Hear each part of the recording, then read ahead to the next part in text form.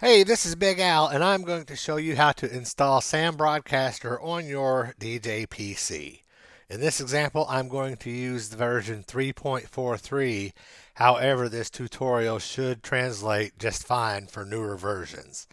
So let's begin. First thing we're going to do is open File Explorer, navigate to the folder that your DJ software is loaded in, and fire up the installer. It's going to ask for the user account control if you want this app to make any changes, and since we know this is a trusted app, it is quite safe to do so, so click yes.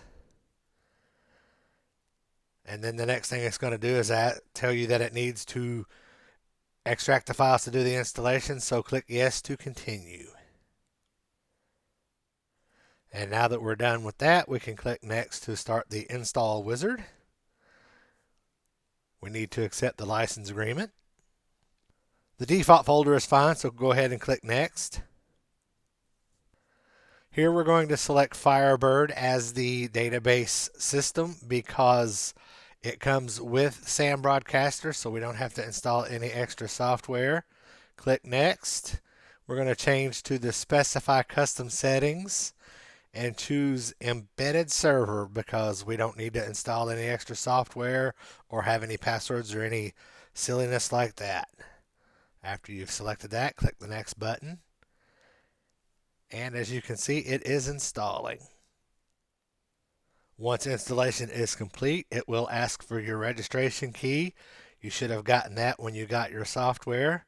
So go ahead and you can either type it in there, or in my instance, I've gone ahead and copied it into my clipboard. So I'm just going to paste that in there, and then we'll click the next button.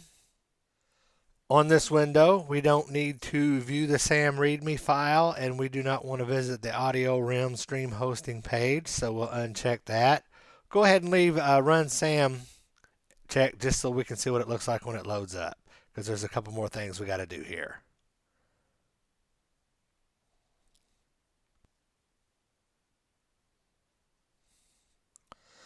Since this is your first time running SAM, it's going to ask if you want to add sound effects and add your audio library. I go ahead and say no to both of those because personally I don't use the sound effects, and my audio library isn't necessarily in the music folder on the computer because most people keep it either on an external drive or on an extra internal drive, so however you want to do that. Click continue, and there you have it. There's your SAM installation.